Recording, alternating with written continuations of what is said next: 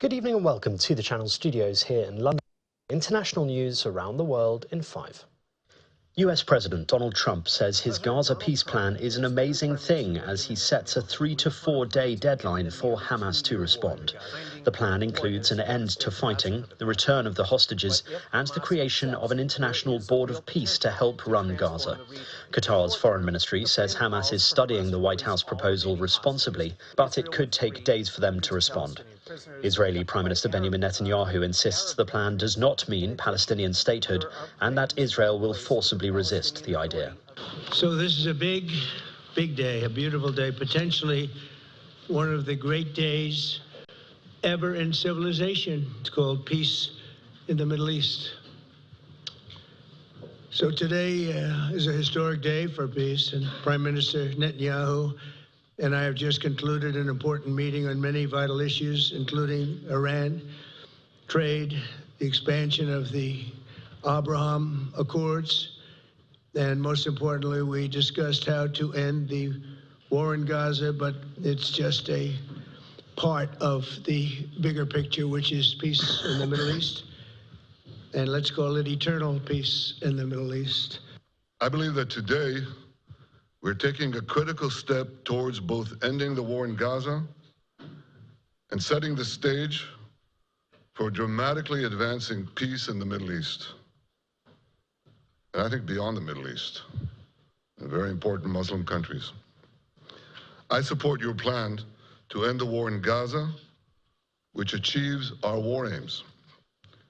It will bring back to Israel all our hostages, dismantle Hamas's military capabilities, end its political rule, and ensure that Gaza never again poses a threat to Israel.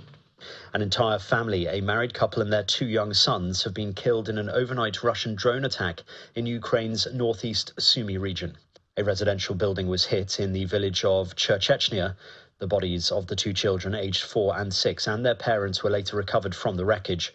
Ukraine's Air Force said its units shot down 46 out of 65 Russian drones across the country, but there were 19 direct hits in 6 locations. Afghanistan's main airport is at a standstill as the country grapples with the fallout of a nationwide internet shutdown imposed by the Taliban government. The Taliban has yet to give an official reason for the decision, which took effect on Monday, but did say it would last until further notice. Mobile internet and satellite TV has also been severely disrupted across Afghanistan. Since seizing power in 2021, the Taliban have imposed numerous restrictions in accordance with their interpretation of Islamic Sharia law. Rescuers are racing to pull dozens of students and workers from under the rubble of a school building that collapsed in East Java in Indonesia. At least 3 people have been killed and 99 others hospitalized, some of them with critical injuries. At least 38 others, many of them teenage boys, remain trapped under the Islamic boarding school. They had gathered for prayers when the building gave way on Monday. The Disaster Mitigation Agency said the 2-story building had an unstable foundation and could not support the weight of the construction of 2 more floors. Madagascar's president has said he will dissolve his government following days of youth-led protests over long-standing water and power cuts. We acknowledge and apologise if members of the government have not carried out the tasks assigned to them, the president said in a televised nationwide address on Monday. The so-called Gen Z protests have seen thousands of predominantly young demonstrators take to the streets in the cities across Madagascar since Thursday, under the rallying cry, "We want to live, not survive." A Chinese national has been convicted following an international fraud investigation which resulted in what's believed to be the single largest cryptocurrency seizure in the world. The Metropolitan Police says it recovered 61,000 Bitcoin, worth more than £5 billion in current prices. Jimim Qian, also known as Yadi Jiang, pleaded guilty on Monday at Southwark Crown Court of illegally acquiring and possessing the cryptocurrency.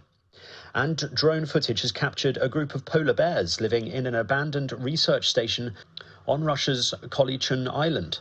A travel blogger shared the video that shows several bears inside the scattered buildings, looking through windows and walking around the island. A bear could be seen trying to catch the blogger's drone as it approached. The Kolychyn weather station was abandoned in the early 90s after the collapse of the Soviet Union. And that's your international news around the world in 5. Now back to the Channel studios in Lagos.